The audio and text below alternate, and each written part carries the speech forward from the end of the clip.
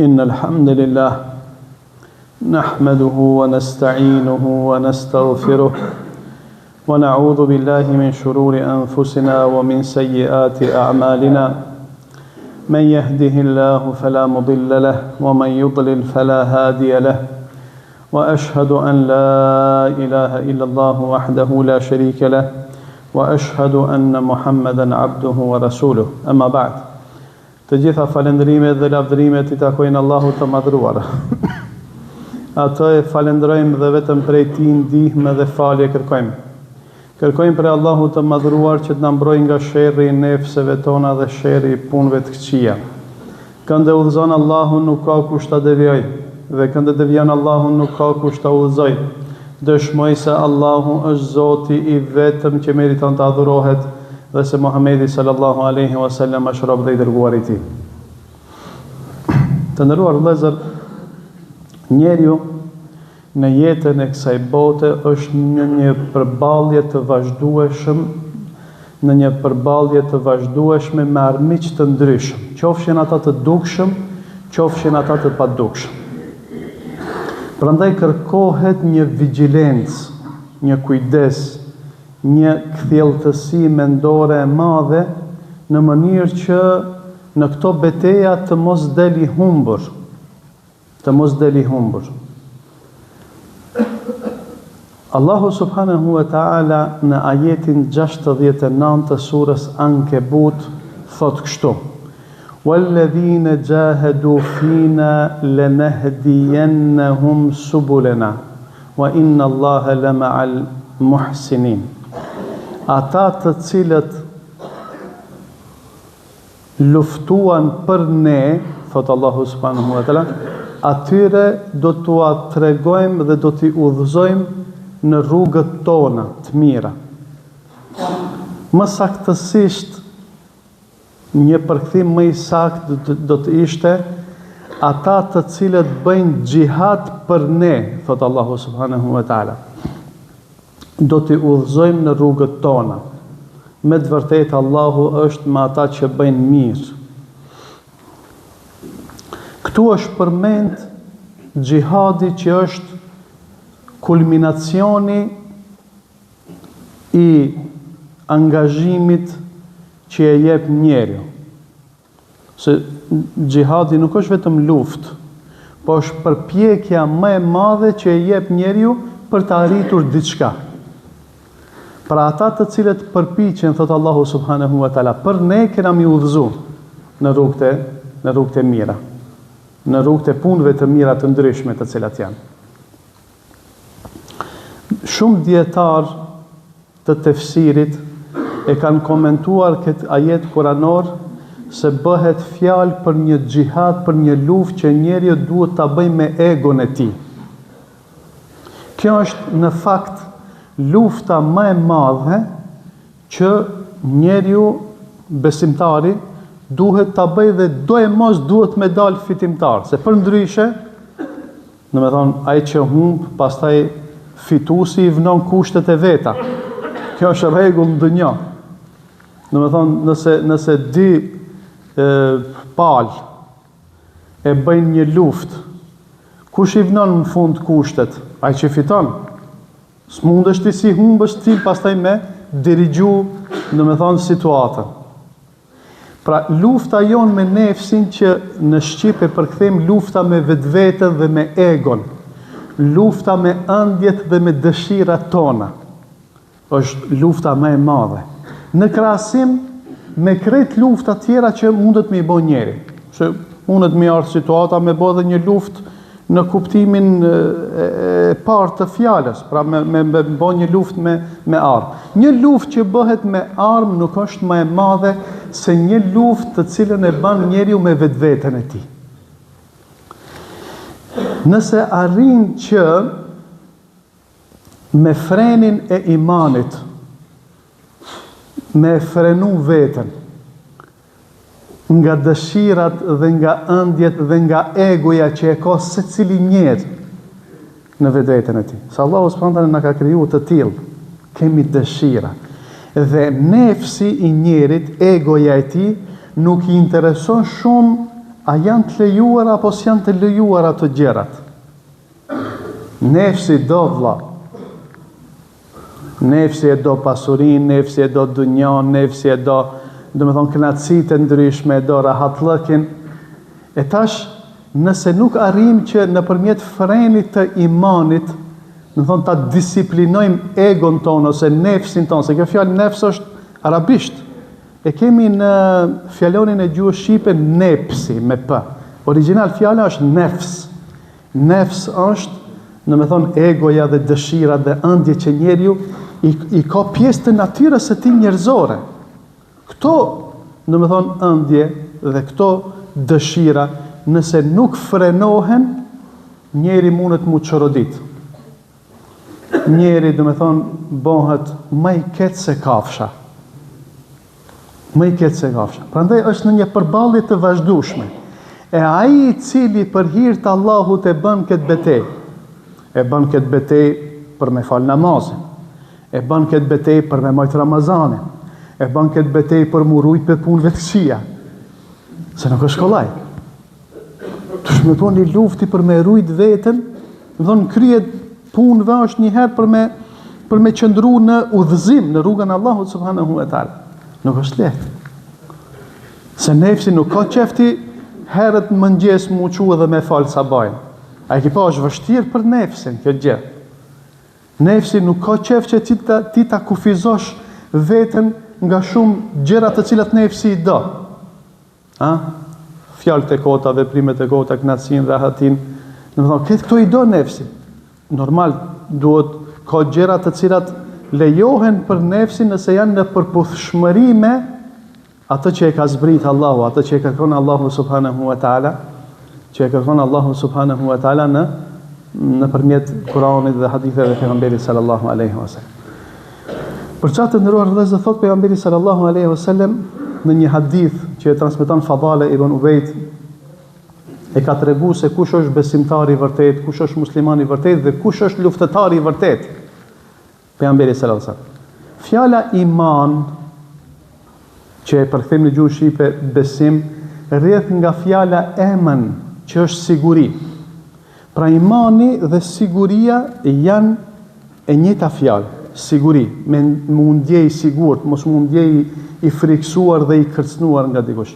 Ka thënë pejgamberi sallallahu alaihi wasallam, el mu'minu, pra njeri që ka iman, që e përkthejmë në shqip besimtari. El mu'minu men aminahu an-nasu fi amwalihim wa anfusihim. Besimtari vërtet është ai i cili të tjerët janë rahat, janë të sigurt në pasuritë dhe jetët e tyre nga ai. Pra ti je mu'min i vërtet nëse kjo lloj sigurie që vjen nga imani reflektohet te tjerë. Tjerët nuk janë zor prej teje, nuk janë në kërcënim prej teje, nuk janë të friksuar prej teje. Se imani dhe siguria qenkën e njëjta fjalë. Besimtari i vërtet, thotë pejgamberi sallallahu alajhi wasallam, është ai i cili të tjerët janë të sigurt në pasuritë dhe në jetët e tyre nga ky person. Thot pastaj pejgamberi sallallahu alajhi wasallam, se normal ne kemi te pika e tretë temën, thotë pejgamberi sallallahu alajhi wasallam, wal muslimu, musliman, kush është ai që ka islam? Islami çka është? Paqe dhe shpëtim. Fjala islam, kur e përkthejmë në gjuhën shqipe, do të thonë paqe dhe shpëtim. Thotë pejgamberi sallallahu alajhi wasallam, wal muslimu man salima al muslimuna min lisanihi wa yadihi. Ndërsa muslimani vërtet është ai i cili, nga goja dhe nga gjuha dhe dora e tij shpëtojnë musliman tjerë. Muslimani vërtet është ai nga goja dhe dora e tij, ose të themi nga gjuha dhe dora e tij shpëtojnë musliman tjerë, janë rahat, janë të qetë. Pra një musliman i vërtet nuk mund të jetë musliman i vërtet nëse me gjuhën e tij shqetëson të tjerët, i përgojon të tjerët. Pastaj thot pejgamberi sa wal mujahidu, mujahid, pra luftëtari i vërtet është men jahada nafsahu fi ta'atillah. Mujahid i vërtet, luftëtari i vërtet është ai që lufton nefsin e tij, egon e tij për më qenë i dëgjueshëm ndaj Allahut. Pra ai që zbut veten e nënshtron egon e tij për me qëndru i dëgjueshëm dhe për me zbatu atë që e kërkon Allahu subhanahu wa taala. Që kjo është luftëtari i vërtet. Që kjo është lufta, nëse njeriu e fiton, në thonë pastaj beteja tjera i ka më të vogla dhe më të lehta. Wallahi, edhe përballja me armikun ku duhet me fliju njeriu vetveten, e ka të lehtë nëse ti ke arrit egon tënde me disiplinu. E tash, kjo betej e ka armën e vet. Secila betej i ka armat e veta të përshtatshme. Secila betej, nuk mundesh për shembull ka pas kohëra dhe rrethana të caktuara ku armë e preferuar e një betejës ka qenë shpata. Mirë po shpata si ka kalua fati, ta shko tjera armë. Mirë, cila është arma që duhet ta kemi për ta fituar këtë betej me nefsin ose me egon ton? E dini cila është arma? Është sabri. Që kjo betej fitohet me sabër, me durim. Nuk mundet mu fitu kjo me fjalime. Nuk mundet mu fitu me pretendime. Duhet me durim dhe me insistim. E që këtë durimin dhe insistimin na e mëson muaji Ramazanit. Jo vetëm për të qenë musliman të xhamive vetëm gjatë muajit të Ramazanit, por për me vazhdu deri në frymën e fundit, me vazhdu në rrugën e drejtë. Prandaj pejgamberi sallallahu alajhi wasallam në shumë raste e ka quajt Ramazanin, muajin e Ramazanit ka qenë muaji i sabrit. Pse kretë kuptimet e sabrit, janë të mishëruara në agjerimin e muajit të Ramazanit. Kretë kuptimet e sabrit. Sabër për me ndëgju Allahu, sabër për me u largu gjunave, sabër për caktim që vjen si rezultat i caktimeve të Allahu subhanahu wa taala. Sa ka disa lloje të sabrit. Kretë këto janë të mishëruara në agjerimin e muajit të Ramazanit. Prandaj porosia ime është që Ramazanit na i kishte dhënë që këtë mësim. Nuk duhet të mbetemi musliman sezonal, të cilët vetëm kur vinë kohërat e preferuara, domethënë ne mi vizitu xhamit e me fal namaz e me lexu Kur'an dhe pastaj domethënë si shkojë Ramazani, ne t'ju kthehemi punëve dhe shprehive të cilat ndoshta nuk janë disa prej atyre punëve dhe shprehive, domethënë nuk është Allahu i kënaqur me ta. Dhe kjo është një prej mësimeve kryesore që na jep muaji i Ramazanit. Muaji i Ramazanit duhet me na dhënë disiplinë. Duhet me na mësu që të insistojmë në vepra të mira. Të insistojmë. Unë e kam përmend një fjalë për disa dietarëve të hershëm, të cilët kanë thënë se egoja e njeriu është sikurse ati i pamësuar. Do të thonë ka kuaj që nuk guxon me hip se do të thonë shkelmon derisa të zbutet. Do të thonë derisa të trajnohet dhe të mësohet. Kështu është nefsi i njerit. Nëse ti e mëson me namaz, e mëson me punë të mira, e mëson, e mëson me ibadete, e mëson me disiplinë, mësohet nefsi. Ama nëse ti dorëzohesh në këtë betej, atëre nefsi, egoja t'i vënon kushtet e veta dhe njeriu bëhet rob i epshit të tij. Kështu e ka përmendur Allahu subhanahu wa taala. Ara'ayta man ittakhadha ilahahu hawa. Ai ke pa atë i cili për Zot të vetin e ka epshin e tij. Ose thot Allahu subhanahu wa taala, wa amma man khafa maqama rabbih wa naha an-nafsa 'anil hawa fa innal jannata hiya al-ma'wa. Ai i cili i frigohet qëndrimit përpara Zotit të tij dhe ndalon nefsin e tij nga epshet, vend qëndrimi dhe vendbanimi i tij në botën tjetër është xheneti. Për çat ka dietar i lexojmë për shemb dietar të hershëm mëdhej, që thotë 20 vjet e kam luftu në vetvete sinqeritetin. 20 vjet me përmirësu niyetin. Me përmirësu, qëllimin pse ti, je musliman. Pse i ban punët e mira? 20 vjet jam marrë me këtë çështje dhe në fund kam fitu. Për çat të nderuar vëllezër, në këtë betejë e kemi paqare, nuk është diçka që nëse sfiton në rregull je. E kemi patjetër të dalin fitimtar, sepse nga kjo do të mvaret udhëzimi ynë. Nga kjo se si do të sillemi ne me dëshirat tona. Sa do të jemi të vendosur për me vazhdu me punë të mira.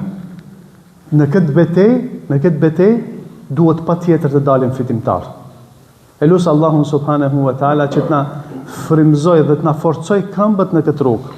Lusë Allahun subhanahu wa taala që veprat e mira të na pranoj dhe të na frymëzoj që të vazhdojmë me vepra të mira edhe pas muajit të Ramazanit. Aqulu qawli hadha wa astaghfirullaha li wa lakum wa li sa'iril mu'minina min kulli dhanbin fastaghfiruhu innahu huwal ghafurur rahim.